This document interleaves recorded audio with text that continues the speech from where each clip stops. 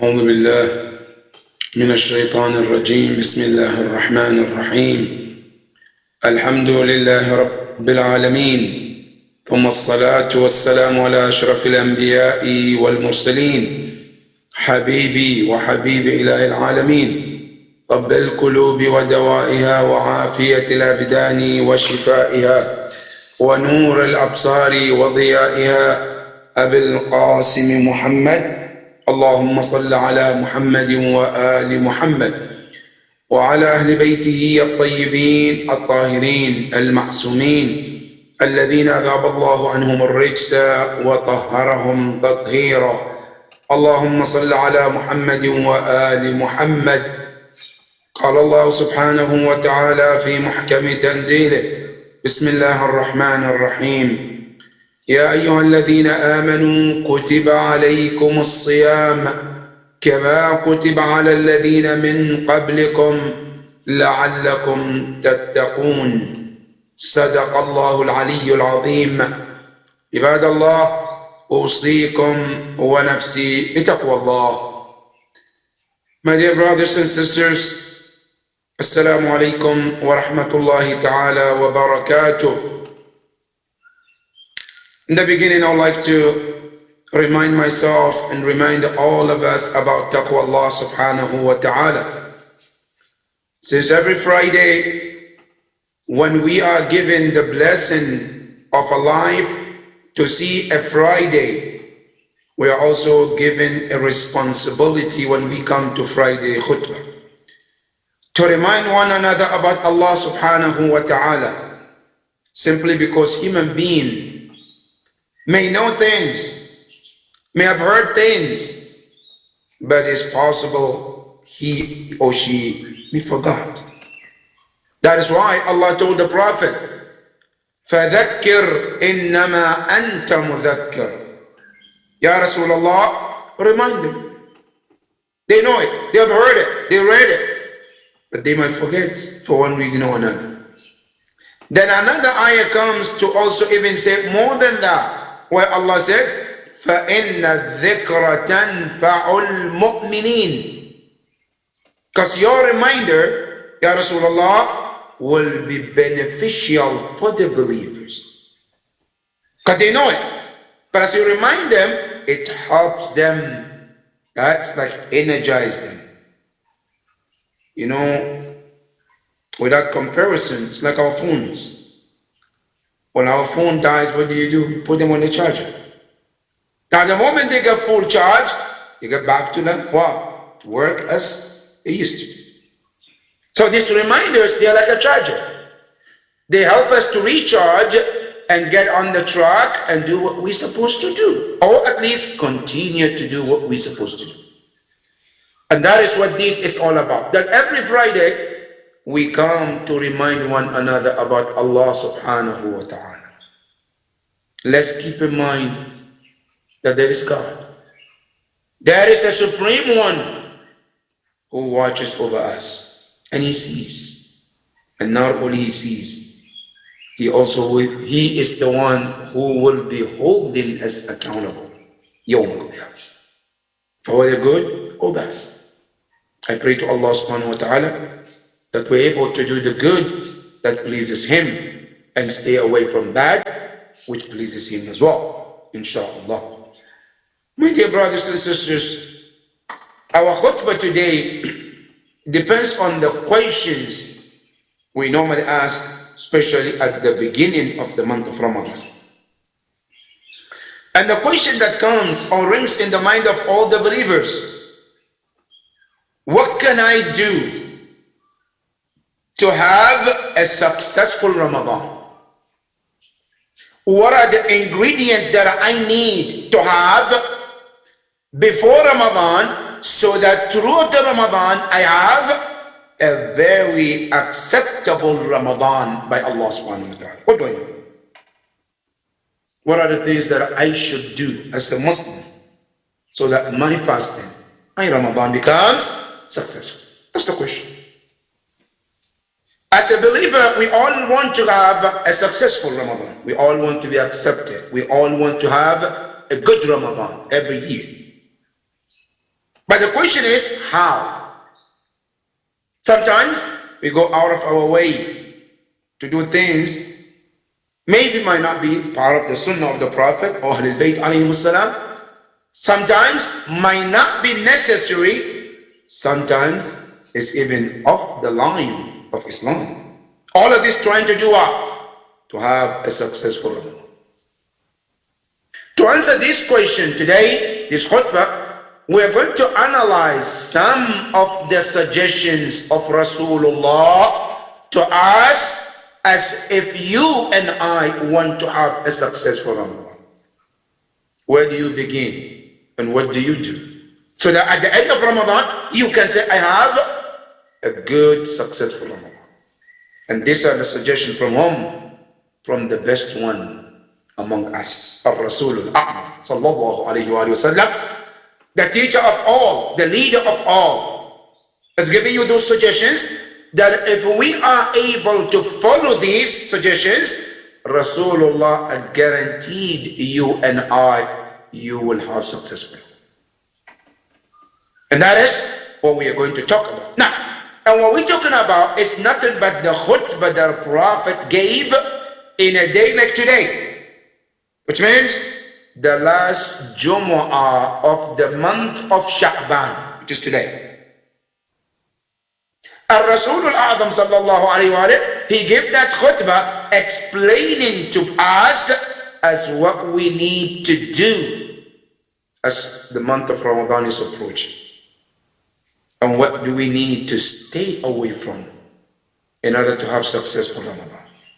And that is what I'm going to echo to our ears, what Rasulullah said back in those days, on that day, so that way we have that teaching of the Prophet in front of us. And you can pick and choose how you want it, because they all are mustahabbat that the Prophet recommended for you and me. You don't have to follow the sequence that the Prophet put it out, but you can pick. If something that you're already doing, you can continue to do it. If something that you haven't done it, you can try it. And these are the advices and the sunnah of the Prophet that he taught us, which was narrated by whom? Al-Imam Amir al-Mu'mineen Salamullahi alayhi. Then in the hadith, Imam Ali says, Rasulullah sallallahu alayhi wa sallam, he started the khutbah by calling Ayyuhan nas, oh you people. And then call was not just for mu'mineen, Ya ayyuhal mu'minun, no. Ya ayyuhan nas, oh you human being. قد أقبل إليكم شهر الله.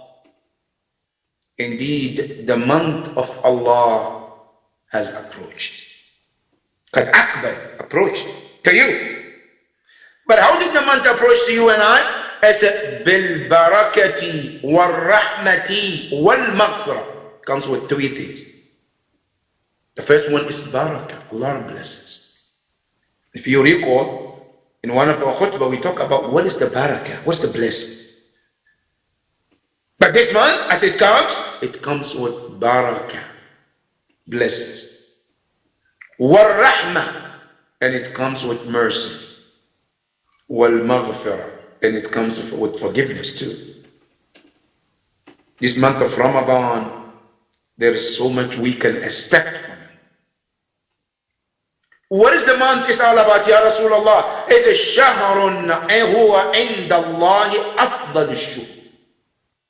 It's a month that is considered the best of all the months in the sight of Allah. There are 12 months in the whole year, but there is no month like the month of Ramadan. Yes, other months are also sacred, yes. Other months are also important, yes. But are they compared to Ramadan equal? No, they're not. That month of Ramadan has much, much higher compared to the others. And not only that, the Prophet says, وَأَيَّامُهُ أَفْضَلُ الْأَيَّامِ. Not only is the whole month is the best, no, even the days of this month is not like any other days of other months. وَلَيَالِهِ أَفْضَلُ اللَّيَالِ. The night of this month of Ramadan is not like any other night. Allahu Akbar. The whole month is better, right?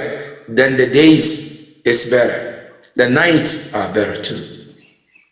What else? وَسَاعَاتُهُ أَفْضَلُ السَّاعَاتِ. The hours of this month of Ramadan cannot be compared with any other hour in any time of the month.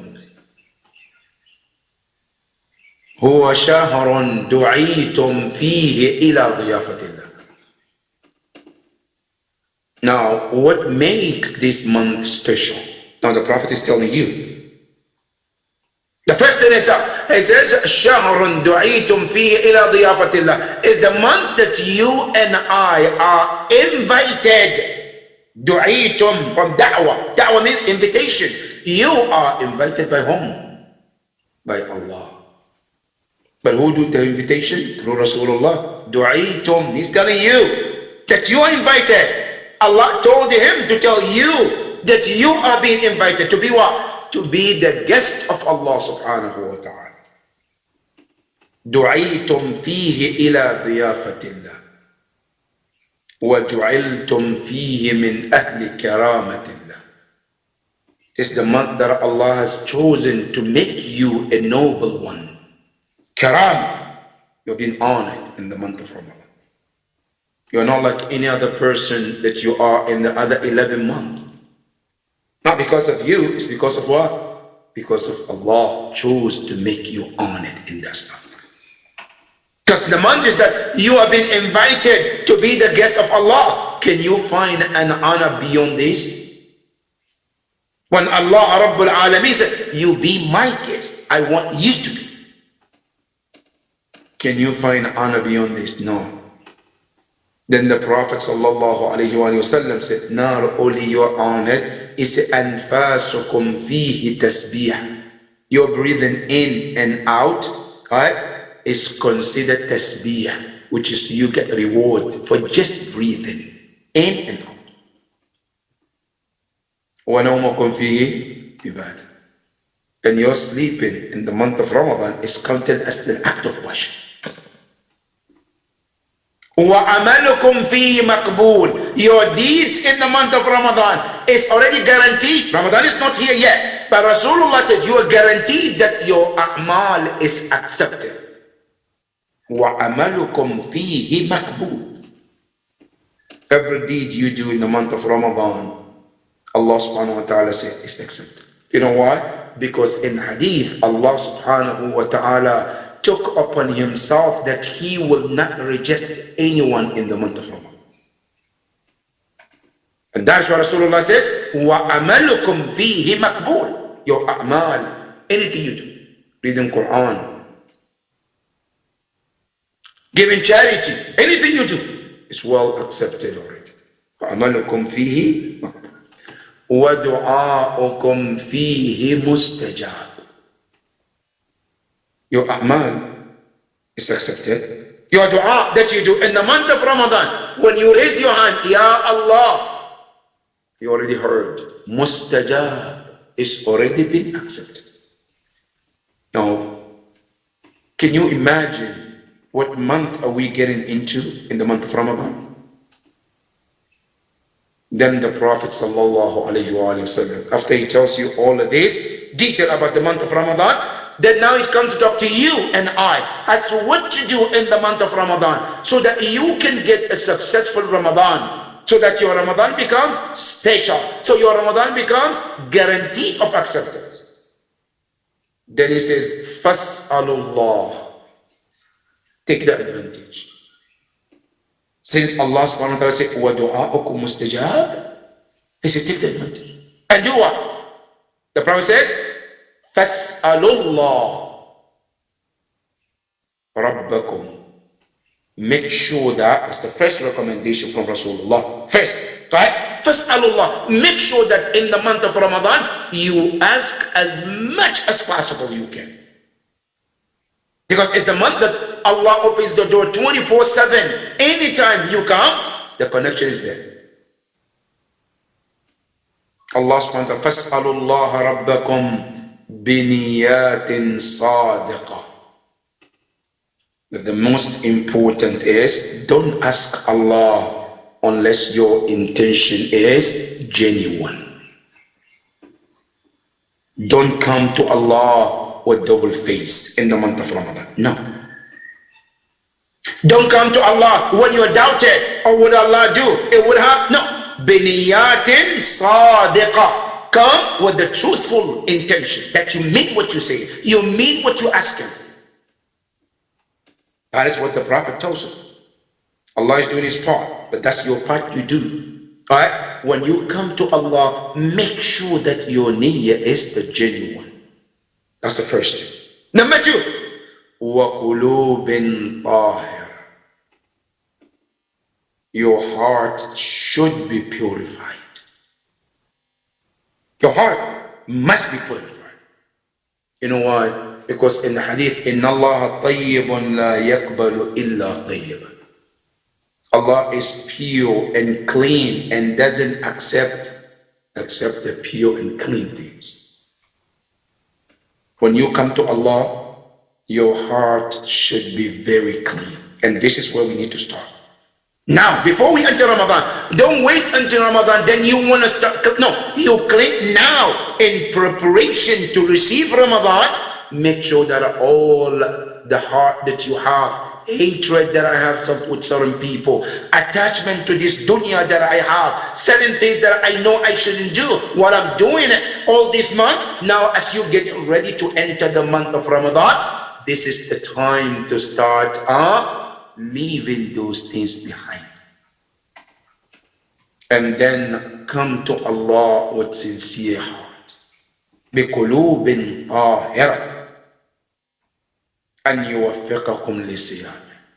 Ask Allah subhanahu wa ta'ala.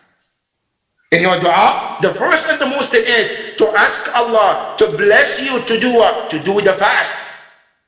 أَنْ يُوَفِّقَكُمْ لِصِيَامِهِ. Now sometimes we can try to make excuses not to fast. I'm too sick. I can't do it.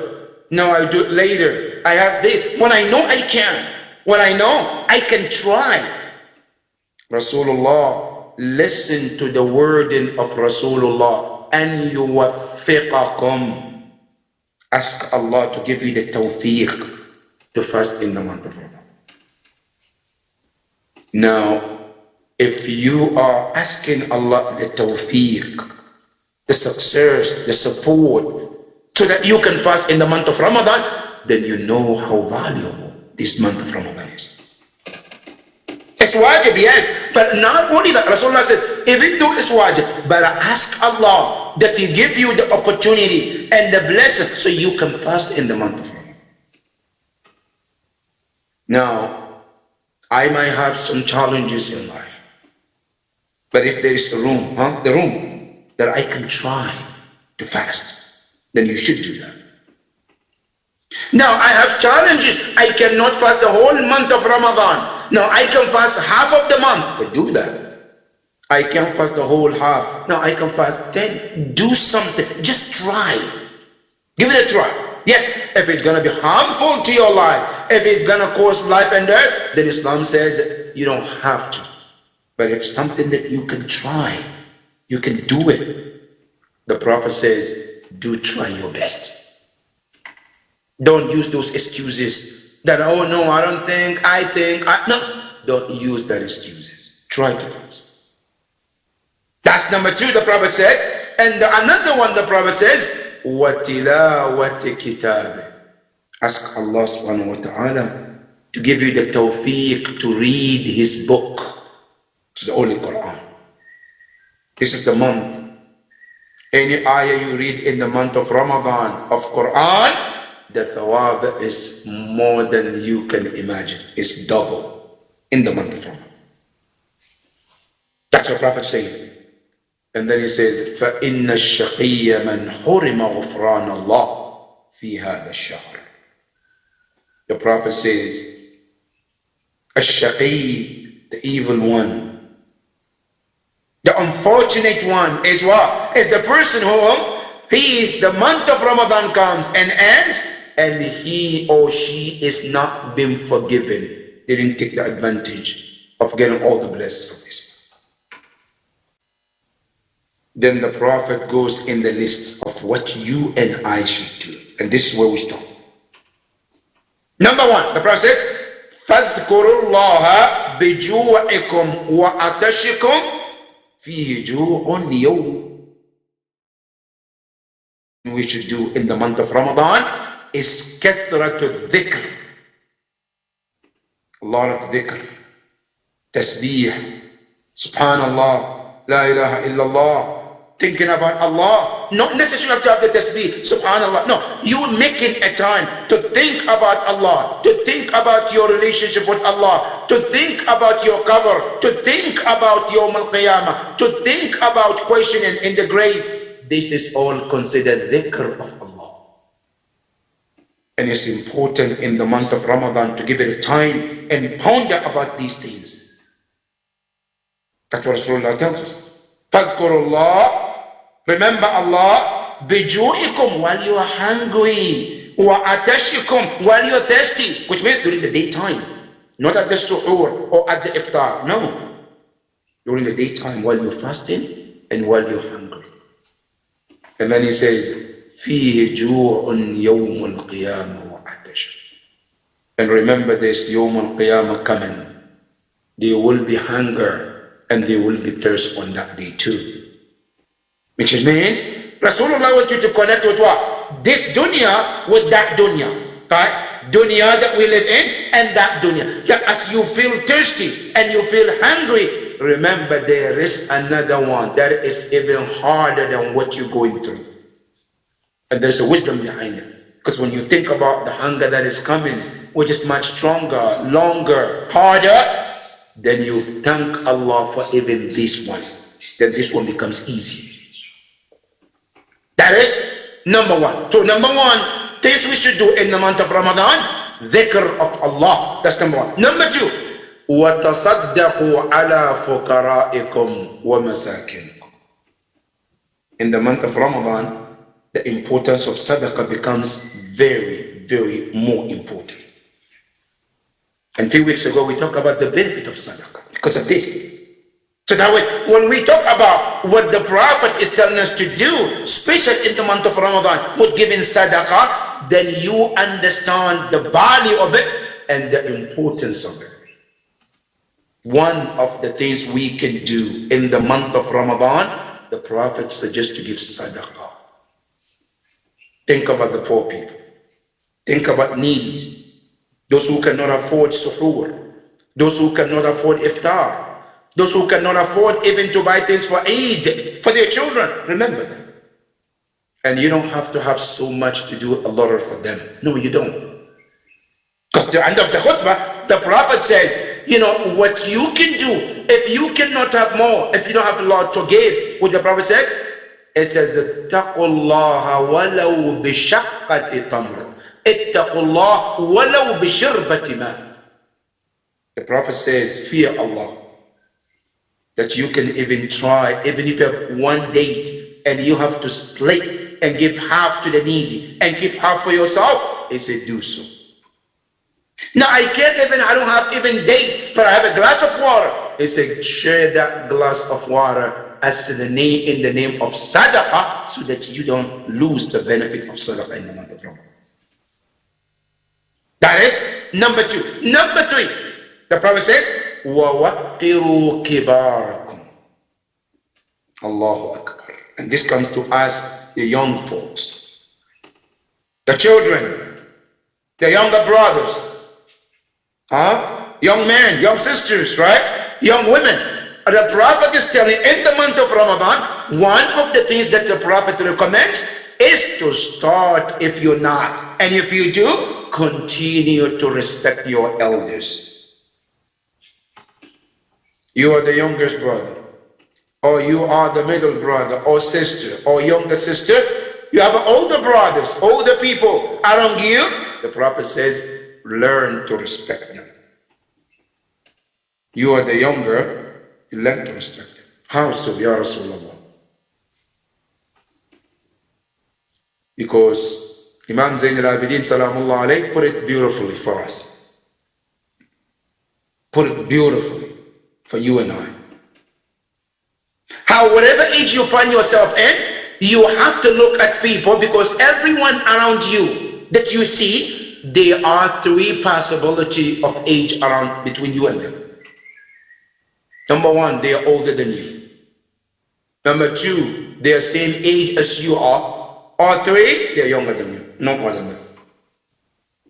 Now, Imam Zain al-Abidin said, if you are younger, they are older than you, he said, look at them this way. Sabakani ila dunya, sabakani ila ta'atillah. He came to this world before me, which means he or she started to serve Allah way before me. So they are closer to Allah than I am. And they deserve that respect. Now, they might be bad, you think they're not that moment. No, that you don't know that. That's not you to judge. But Imam Zayn al-Abidin is giving a reason to respect your elders. Now, if he is younger than you, he says, Sabaktuhu ila dunya, ay sabaktuhu ila al-ma'siyah. He's younger than me. I came to this world before him or before her, which means I started to sin before them. They got less sin than I am. So they're better. So I need to respect them for that. If they're the same age as I am, what should I look for? He says, Araftu ma'asi. I know my sins. I know how bad I am. I know what I've done wrong, but I don't know what they have done. So still, they're better than I am. And those three reasons gives you reasons to respect everyone around you. And that is what the Imam, the Prophet say, وَوَكِّرُوا كِبَارَكُمْ. Learn to respect your elders. How you talk to them, how you deal with them. Today we live in a society where they don't help us to understand the importance of the elders. Having an elder in the house, in the family, is a blessing.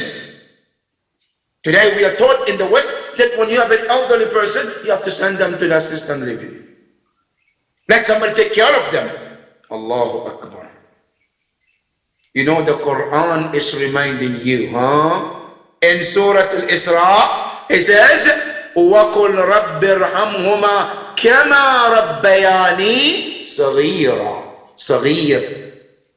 When I was dependent on them on everything, where were they? They were there for you. Now, if the life turns and they need your help, now you want somebody else to do when they didn't put you in the hand of somebody else. They stood there and took care of you when you needed them. Now the life changed and you want them to be thrown out of your house. You are trying as much as possible to get rid of them. So what? So you can have your freedom and life. But remember, life is about cycle. What goes around comes around. And Quran tells you in this Surah At-Tin, لَقَدْ خَلَقْنَا الْإِنسَانَ فِي أَحْسَنِ تَقْوِيمٍ ثُمَّ رَدَدْنَاهُ أَسْفَلَ السَّافِلِينَ. You start from this, you go up, then you start what? Coming down. So the cycle is coming to you too. If Allah gives you a long life, you will come there. You will get there.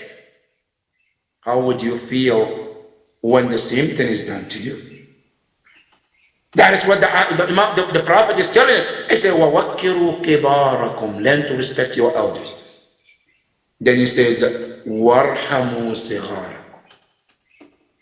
You know, Islam is so beautiful. Wallah.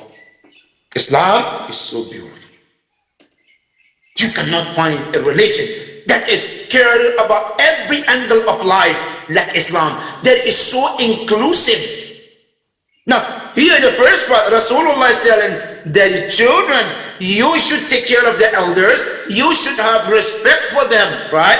Because they have lived for you, they have seen more, they have more experience than you are, and you need that life experience from them. Respect them so you can learn that. Now, then he tells the elders too, وَارْحَمُوا صِغَارَكُمْ. Have mercy upon those children. They need your help to grow. They are on a lower level than you are. Don't push them. Don't smash them because they are little. Why? Because you were there too. If somebody would have smashed you, you wouldn't be what you are today. So what should you do? Have mercy upon them. Be patient with them. Help them to grow. Help them to come to where you are, but you need patience. That's what the ayah, the Prophet says, warhamu, ar-rahma, hanan, the mercy, the love, the compassion when it comes to the children, when it comes to the young ones. That is another suggestion the Prophet said in the month of Ramadan. That's what we need to do. As you want Allah's mercy in the month of Ramadan to forgive you, to bring you closer to Him, to give you Jannah, Allah's Prophet said, be merciful to other people around you too.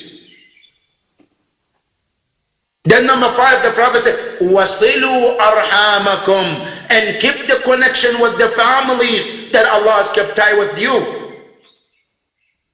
Never cut ties with anybody around your family. You know, sometimes we are in the families that sometimes you have bad people who always get on your nerves.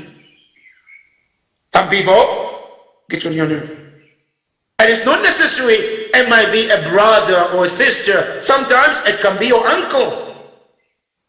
Now if that's the case, remember Ar-Rasul Al-A'zam with Abu Lahab. What happened? It was his uncle. But Abu Lahab was what? Was a pain for Rasulullah, right? To the point where Quran has to intervene and say what? Tabbat yada abi lahabin wa tab. Sometimes your child can be a pain. Don't you see the situation with the Prophet Nuh alayhi salam? Wasn't his son a pain too? Sometimes your wife can be a pain. Didn't you see that with the Prophet Lut alayhi salam?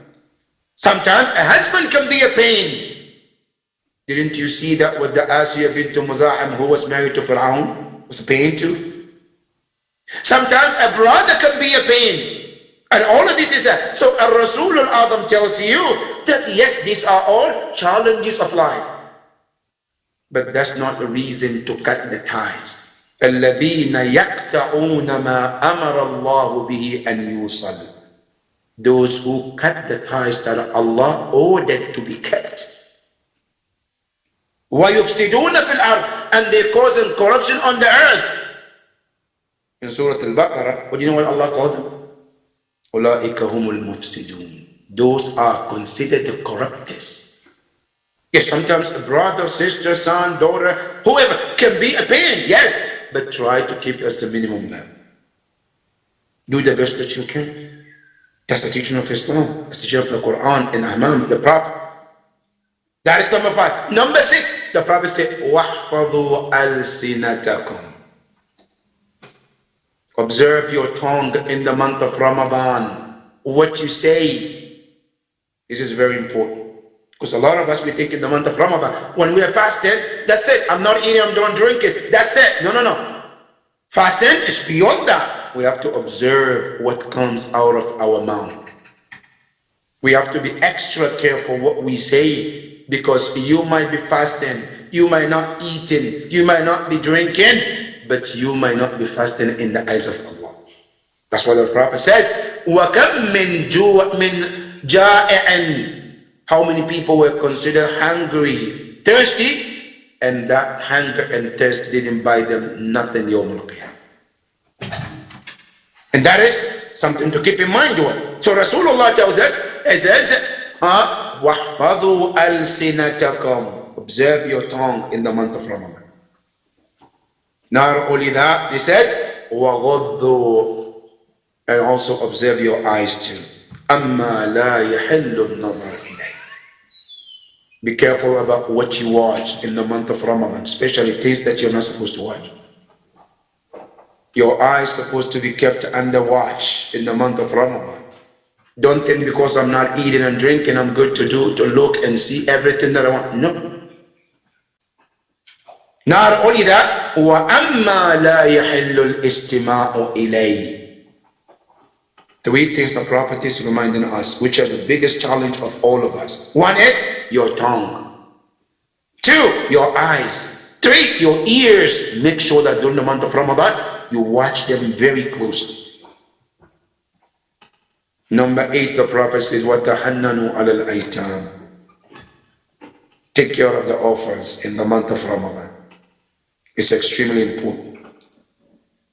And the Prophet said, يُتَحَنَّنُ عَلَىٰ أَيْتَامِكُمْ. When you are taking care of the other people's children, your orphans, not necessarily you, your children, your lineage, maybe your grandchildren, maybe your great-grandchildren might become orphans. And because of what you did, it pays back to your grandchildren. That's what the Prophet says, وَتَحَنَّنُوا عَلَىٰ أَيْتَامِ النَّاسِ. And أَيْتَامِ النَّاسِ here, he said also be kind to the orphans of the people. They might not be Muslims. You don't have to be Muslim for you to be kind to them. As long as they are orphans, you deserve your kindness. He said, then you find the return back to you, one way or another. Then the Prophet says, وَتُوبُوا إِلَيْهِ مِنْ ذُنُوبِكُمْ. Number 9 is a tubu. This is the month of Tawbah. Return back to Allah and ask Allah for forgiveness for all your bad things. That's something we should consider.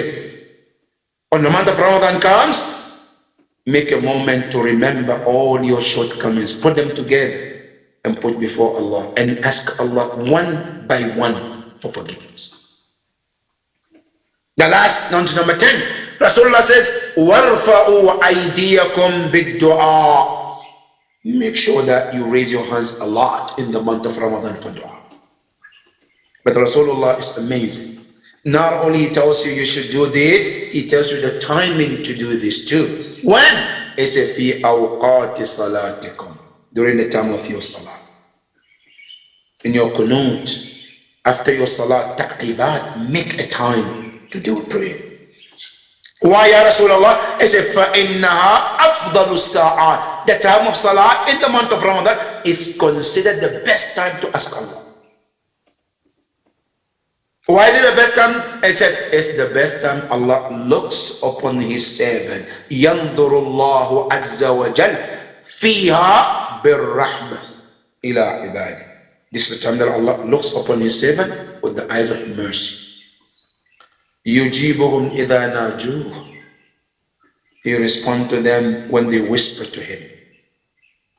وَيُلَبِّهِمْ إِذَا نَادُوا. And he responds to their call when they call him. وَيَسْتَجِيبُ لَهُمْ إِذَا دَعَوْا. And he responds when they also ask. These are some items from these advices of the Prophet. We pray to Allah to help us to do so, Ya Rabbil Alameen. Bismillah ar-Rahman ar-Rahim. وَالْعَصْرِ إِنَّ الْإِنسَانَ لَفِي خُسْرٍ إِلَّا الَّذِينَ آمَنُوا وَعَمِلُوا الصَّالِحَاتِ وَتَوَاصَوْا بِالْحَقِّ وَتَوَاصَوْا بِالصَّبْرِ. صدق الله العلي العظيم. بسم الله الرحمن الرحيم. الحمد لله رب العالمين والصلاة والسلام على حبيبه المصطفى وعلى أهل بيته الطيبين الطاهرين لا سيما آخرهم قائم أهل بيت محمد المهدي المنتظر روحي وأرواح العالمين له الفداء. اللهم بهم نتولى ومن أعدائهم نتبرأ إلى قيام يوم الدين. My dear brothers and sisters, there are many things to remember or to talk about in this khutbah. As the second khutbah, we are urged and encouraged to talk about the current affairs. One of the things that we haven't talked about is one of the current affairs, and it's extremely important to talk about. It is about attacking the Asians in this country. You know, we have seen in California, in New York, there's been so many attacks in other part of the country. Whatever the reason could be, there is no justification for this. Now, some of them, they justify because of this virus, COVID-19. They say that it came from China, so that's why. They are the one making people suffering. But one thing you have to understand, and I'm talking about the Prophet, Islamic point of view. The Quran tells you and I, وَلَا تَزِرُ وَازِرَةٌ وِزْرَ أُخْرَى. Now, let's assume that this, from the fact, came from China. Let's assume. Now, even with that, if those who were in China cause it, what is the crime of somebody in America? If the Chinese, if let's say it came from China, now, the way you and I are suffering, they too are suffering too. When the lockdown came, they also are locked also. So what justification do we have to punish them and hurt them and kill them? Because of somebody's have done something somewhere. If it's proven, there is no justification. And recently, the ones that I saw was in New York, this elderly woman, who this man, you look at his cowardly coming hitting this old woman. Now, if you want to hit someone, right? Now, why don't you attack a young man as a man? That you come and attack this old lady, hitting her, like you know that she cannot fight you back. What is the justification for this? We condemn this kind of act. And it needs to stop. It needs to be stopped, and it should be, and immediately. And we stand with our Asian citizens on this, that this is not acceptable, and we condemn this kind of act in any form, and any shape, and in any state, or in any part of this country. And we pray to Allah to protect our Asian citizens, no matter where they are and where in this country, Ya Rab. That's the first thing. The second thing is about what is happening in Ethiopia. In Ethiopia, it's very, very sad to see what is happening. Recently there are a few people who got killed, innocent people, being shot at the head for no reason. Why? What is the cause? Why there is no mercy for humanity anymore in the world? We condemn this kind of killing. And we also pray that may Allah bring the peace in that part of the world, and especially the people of Ethiopia, Ya Rab. The other thing also is about the shootings in America. We were talking about some shootings that took place last week, and then another one came in South Carolina. In that shooting, there is a doctor and his wife who lost their lives. And not only that, another one came from Texas too. It's very sad what is going on, this country is going through. Ya Allah, we ask you to make it easy for all of us, Ya Rab. Ya Allah, help this country. Ya Rabb al-Alamin, we ask you, make it easier for all humanity, Ya Rabb al-Alamin. The last, not the least, people are asking, when is going to be Ramadan? When should we fast? My dear brothers and sisters, this question comes every year, and the answer is still the same. Rasulullah sallallahu alayhi wa has made it very clear as the process, whatever you are, how to follow these steps. The Prophet says, when the day of 29th comes, 29th of the month of Sha'ban comes, what should you do? You should check. If there is one, the moon is sighted, alhamdulillah. The next day is the month of Ramadan. Now, it's sighted in the month, we looked, but we couldn't sight the moon. With the Prophet said in Hadith, فَإِنَ غُمَّ عَلَيْكُمْ, if the sky was cloudy, that you couldn't see the moon, only 29, what should I do? He said, فَأْكْمِلُوا ثَلَاثِينَ, then complete the 30, which means you should not fast if you want to, and if you want to, you can. The possibility is there. You can fast, but the day of 30th, which might be 30th, which might be first, you can fast, but with the niyyah of Yawm al-Shak. Right? With the niyyah of the day of doubt. Now, in case if it's first Ramadan, alhamdulillah. If it's not, it's still part of Sha'ban, you get the thawab. Now, if the 30th come, whether you see the moon or you don't see the moon, the next day is what? It's Ramadan. Because the month of Ramadan, the month of Islamic calendar doesn't exceed 29 or 30. So either it's 29, which you checked last and you didn't see it. Now 30th, when it comes, the next day, whether you see it or not, it's the first day of Ramadan. That is how simple the process is. So, which means, according to some calendars, it is written that Wednesday is the first of Ramadan. So what we need to do, on the 29th of Sha'ban, which is Monday night, you look. If you find the moon was sighted somewhere, somehow, by two witnesses who are just, you trust them, then what you do? You should fast like that. So third Tuesday will become what? But if it's not sighted, then what happened? The next day. Based on some calendars. I pray to Allah subhanahu wa ta'ala, we all have very successful days of Ramadan. And may Allah accept from all of us, Ya Rabbal Alameen. And Ya Allah, we ask you day in and day out, Ya Allah, don't let this Ramadan comes in unless we are forgiven in the month of Sha'ban. If we are not forgiven from the beginning of the Sha'ban, Ya Allah, forgive us in the rest of the days that are left in the month of Sha'ban. And Ya Allah, accept our coming in this month of Ramadan and forgive us, Ya Rabbal Alameen, for any shortcomings, Ya Rabb. بسم الله الرحمن الرحيم إنا أعطيناك الكوثر فصل لربك وانحر إن شانئك هو الأبتر اللهم صل على محمد وآل محمد. My dear brothers and sisters, with this we come to the end of our program for tonight, for this afternoon, for our Jummah khutbah. Inshallah, we're looking forward to see you very soon on Sunday, inshallah. هذا والسلام عليكم.